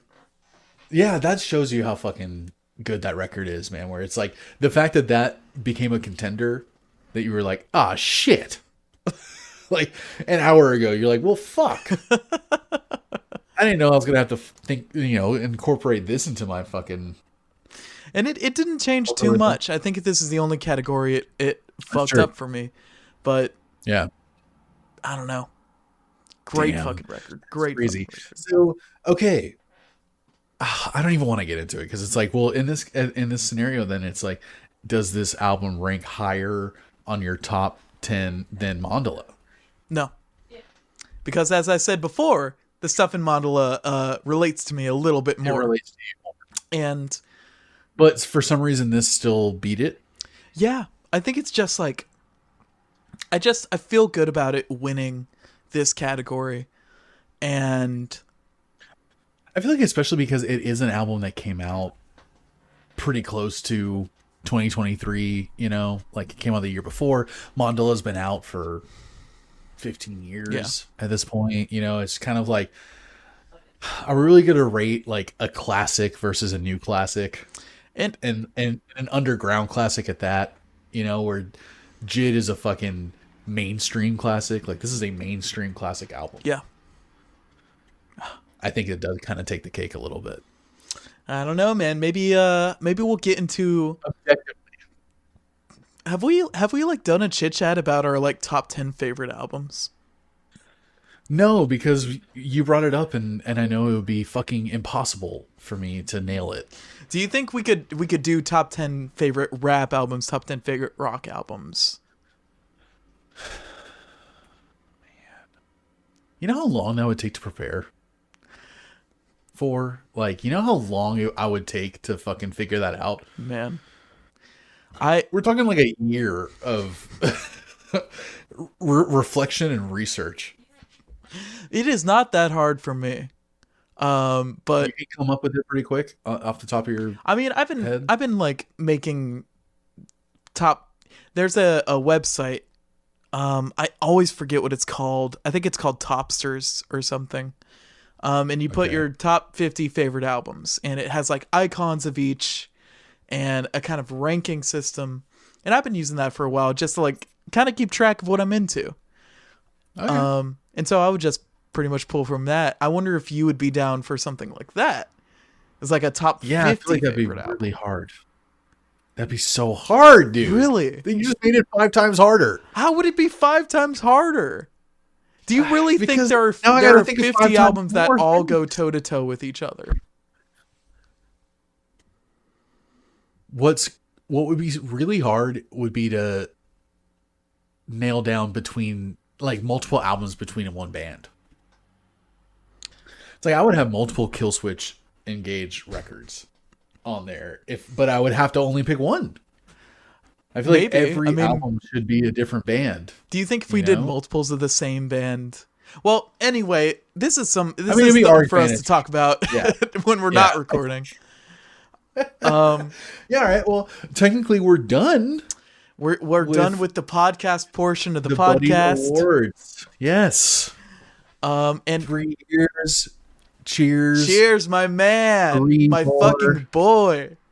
Yeah, man. Like, so cool that we've been doing it for this long. And it's like, I was so looking forward to recording this episode too, that I'm just like, it's cool that I'm just like, I am still looking forward to fucking hanging out and talking about music and like pretending that people care about what we think. Well, that's the best part of it, in my opinion. Yeah. But it's just kind of, like it's getting like so much more comfortable too doing it, where it's just like it does kind of feel like more of a conversation now than anything else. Yeah. It's like, yeah. We talk about this every year, but this started from a failed D&D campaign that I was hosting. Never ended. The other 2 members fucked off. We were just shooting the shit. Lucas brought up the idea, and it was like mid-pandemic. It was mid-2020, if I remember correctly. Yeah, for sure. Yeah, we started recording at the end of 2020. Yeah, I believe our first recording came out January 1st, 2021, right? There you go. I can't remember, but I believe you. Because I think we started recording in November or December of that year. Our first I wish I remember what we were talking about that made me think of the idea of making it into a podcast. Because we were talking about some album that had just come out.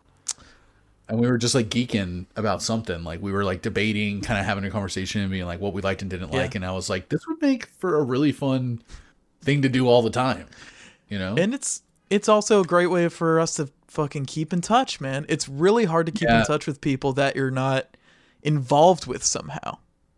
Yeah, that don't live near you. Yeah. Like, yeah, I feel like I hang out with you more than most of my friends. Like most of my other friends, like it's the weird part about being an adult, Yeah.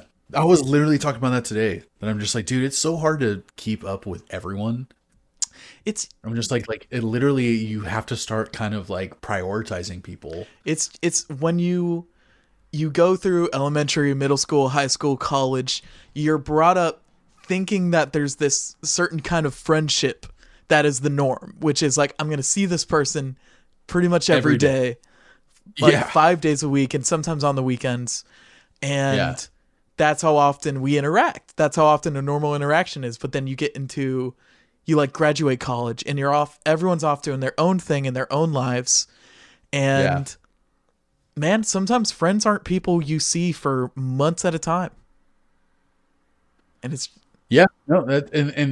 it's kind of like how it is with most of the people that I know right now. So it's like, and that's why I am constantly trying to have a reason to get together with people.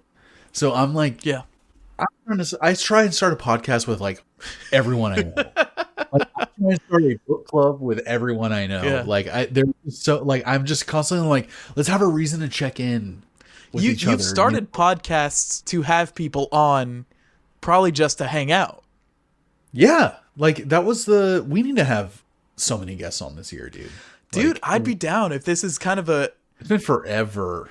We'll talk about the specifics later. I don't know if we'll have them on the chit chats or just the classic catches. But we should definitely have more guests on. And that's probably what we're going to end up doing, is like bringing albums that we know that one of us loves, like, to every episode. It's like, I think that's what we need to just focus on. Yeah. It's like the Natalia episode was fun, for like something like different, kind of almost like a novelty. Yeah. But I'm like, I wasn't like bringing something that I, am super fucking passionate about to the episode. So I'm just like, I don't know if I'm going to do that. But like that fucking Surfer Blood album, I loved. So that was a great episode. Yeah, man. Just feeling it. It's just feeling it, Going into our fucking fourth year. And guys, we have this list of albums. We have so many albums that we still need to talk about. This list is never going to go down, y'all. No. We listen to too much fucking music. We have at least like 100 more, probably like 100 more that we thought of 3 years ago before we started the podcast. Yeah. Like, Yeah. Well, actually, I can probably fucking cull a few of those ones that I try to get us out of our comfort zone a little bit. Well, I don't know. I mean, we might still do some like. I think it'd still be interesting to do some classic, traditionally like broadly mainstream classic albums and try to get our take on them modern day. Yeah, like Pet Shop sounds or whatever like that. I feel like that would be a fun concept for us to kind of play with too. Yeah, I was thinking like Closer by Joy Division is one I wanted to touch on. Okay. You know, maybe Funeral by Arcade Fire. Interesting. Okay, and some others. Okay. We'll fucking see. I'm into it, man. Guys, I like it. I'm into it. I realize like with the next sorry, what were we gonna say? I'm excited to listen to more fucking music with you, man. I am too, because the last two little like extra categories that we have for this show were actually like kind of hard for me to they were the hardest ones for me to come up with, because I didn't realize. So the next category, our little thing, is the best album that we feel like came out in 2023. Yeah. So this might be an album that we didn't even talk about on our show. Yeah. It's just whatever album came out this year that we think was the best. I went through a bunch of lists, and I listened to so much music this year. Apparently I didn't listen to anything that came out this year. Dude, no, I think 2022 is when we were doing the most fresh drops of albums that came out, and we review them the same day. And I remember that year thinking, how do I still not know any artists that are like playing festivals or that are on these top 10 lists, these top 50 lists? No matter how much like music Spotify you listen to. Yeah, there's so much. There's so much. I listen to so much music, but it's like, it's like from literally between the 50s or the 40s until now. It's just this, that's my range. Yeah. So I was going through the list of like albums that came out this year, and I realized that I've only listened to like 2 or 3 albums that came out this year, and I only really liked one of them. So I only have one nominee for like the best albums that came out this year. I'll tell you, my nominees are albums we reviewed. I do have some honorable mentions, if you're down with that. Jesus. All right. Yeah, no, I mean, I literally have one written down. Okay. I have one thing. Well, first off is 10,000 Gex by 100 Gex. That came out this year. I think they followed up 1,000 Gex very well. A lot of catchy tunes. It's a lot more accessible, but still weird in a fun and interesting way. Not Lucas's cup of tea. I doubt he's heard a single one of the songs. Nope. Haven't heard one. And thank God. My second nominee is The Silver Chord by King Gizzard and the Lizard Wizard. I listened to it once. Wasn't a huge fan. It's a very electronic EDM kind of almost goth electronic album. Yeah. Which I should like, because it's King Gizzard. I love all their electronic shit that they do, but it fell off very quickly for me. The first couple of tracks I was really digging, and then everything else I was like, oh, this is really boring. I was really into it. But not enough to be a nominee. Okay. My first nominee, I'm going to assume we have the same. One of these is the same one, and I think I know which one it is, which is Petrojackonic Apocalypse. Yeah, that's not mine. Really? Yeah. Damn. Well, that's my first nominee. Okay. Yeah, it deserves it. We've talked enough about that album throughout this episode. Yeah. I don't think we need to retouch on it. What is your only nomination, sir? The only one, and it was weird, man. I literally just like, I almost feel like I like threw in the towel at one point. I was like, fuck it, I'll just give it to this. Scaring the Hose. Scaring the Hose is my second nomination. Yeah. I feel like I was like, that's the best out of all the albums that I listened to that came out this year. I'm like, I think that's my favorite one. Yeah. Another album that we've talked a good bit about throughout this show, but collaboration JPEG Mafia, Danny Brown, another like 15 or 16 song album, if I remember correctly. Mm-hmm. Super like glitchy and all over the place and loud and noisy and just weird samples, weird yeah, beats, but they kill it on every single one, and they keep it interesting. You know? Yeah, man, it's not something that I go back to often. Like, it's too much for me, for the most part. Even though, like, I can really, really appreciate it. Are there some songs on playlists that you listen to? No. No. Damn. No. I'm wondering why you didn't put Petro on here. Honestly, I feel like Scaring the Hose was like a panic decision for me, because I couldn't think of, like, I was looking through the whole list, and again, man, it's hard for me to articulate exactly how I feel about Petradragonic, where it's from a musical objective standpoint, I'm like, God damn, this is so good. From a subjective standpoint, it really doesn't grab me at all. Damn. So, like, it came up often because I'm like, it is just such a well-made record. But I don't know, man. It's weird. It's like, it's weird to me that I don't like it more, that it doesn't stick with me more. I can't figure out why. It's also weird to me because I subjectively love this record. I can't figure out why it didn't land with me. We did both agree that we like Infest more, though. Yes. Yeah. For sure. And I loved Gilla and Dragon in the EP, like, or the little double thing that they released before the album came out. And when I listened to the album, it's like, I don't know, something fell flat with me. Damn. Well, I mean, from an objective standpoint or subjective standpoint. I guess I'd be willing to have Scaring the Hose, JPEG Mafia, and Danny Brown be our #1 album that came out in 2023. I'm very comfortable with that. And that's what albums did we talk about? Margot Robbie's album. Margot Price, not Margot Robbie. Margot Price, whatever. It was a fine country album. Ugly, which I reappreciated a lot more, but I would not put in the best. In the top, yeah. We talked Desire Pathway, which is disappointing. Heavy Young Fathers, which was interesting, but not anything crazy. This is Marcus King's blues record that we just can't recall the name of. Just thought it was so boring. This Is Why by Paramore, which I did actually enjoy a lot more on re-listen. It was good. That is a good album. I think especially This Is Why, the title track, almost got a place for best song for me. Oh, really? Yeah, just such a catchy fucking dancey tune. Yeah, for my first Paramore record that I ever listened to, I think I only knew that one song.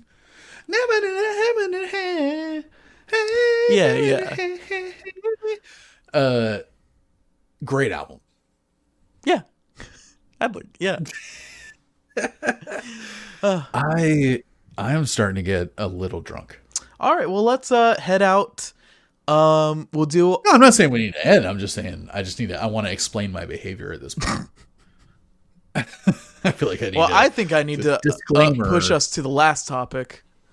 Yeah. Which is most anticipated album of 2024. This is always one that I'm really excited to.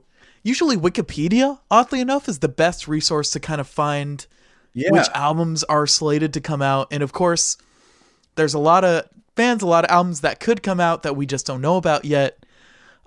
These are just the ones we currently know about that we're excited to listen to in 2024. It probably goes without saying that these albums, when they do come out, we're going to cover them on the fucking show. Oh yeah, for sure.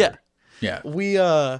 We have had an odd, spotty record with this category in particular. I remember your nominee for, I believe, 2 years ago was Butterfly 3001. That and it flopped with us hard. And my nominee for this year was This Is Why, which was, while good, not as good as I was hoping it'd be. Okay. But I don't know, man. What is your pick for most anticipated album of 2024? I only found one that I was really excited about. Yeah, yeah. It's a French rock band, like pretty fucking heavy, sludgy, really a psychedelic rock band called Slift. Uh, Michael told me about them. They have an album called Uman, I think is how you pronounce it. We talked about this album, right? Not on the podcast. Really? Yeah, no, we did not cover it. Huh. I would love to. Maybe someday. But they're amazing, and they're like very, very unique, very different. And I think Uman is the last thing that they've released, and I think it came out in 2020. So I'm really excited for Ilion. It looks like it's what it's gonna be called, to come out this year. Like they're so fucking killer, man. Fuck yeah, man. Yeah, that was exciting to see that, because it's kind of one of those things. It's like it's been a few years since they released anything. I always worry a little bit that I'm like, oh no, did they break up like a band that I fucking love now? And but no, they have a new album coming out, and I'm psyched. Yeah, dude. Fuck yeah. Excited. Yeah. What about you? My choice is Grief Chapter by a band called Mother Mother, which Mother. yeah, I believe a year or two ago they kind of got TikTok famous. Or they got TikTok re-famous. With their earliest albums coming out in like 2008 and 2010. Okay. And they're just this interesting band. They've got like 3 singers, 1 guy, 2 girls, and I don't exactly remember where they're from, but they're a foreign rock band that... They're Canadian. Huh? They're Canadian. Canadian. Very foreign. Yeah. Super weird. And I don't know. They just have this interesting, catchy, weird, moody music. That's usually kind of on, I guess I'd say, the pop rock side, but in the weirdest sector of it. Okay. And I just really got into their first couple albums recently, and I'm really excited to keep going through, because I've heard they keep it fresh. And I can't wait for this new album, Grief Chapter, to come out and hear what they're doing in 2024. I guess I gotta fucking check these guys out. Yeah, man. Look at fucking. If you listen to an album, listen to "Oh My Heart," which has a fish on it. Okay. Anything else that you're excited for this year? There were a couple others, but man, you can listen to music. You can listen to new music every single week and listen to new albums that come out every single week, and you'll still never know more than 2% of music that's coming out. And yeah, that's how I always feel when I look at these lists. Yeah, and it's crazy to like look at the lists and realize how few bands I know.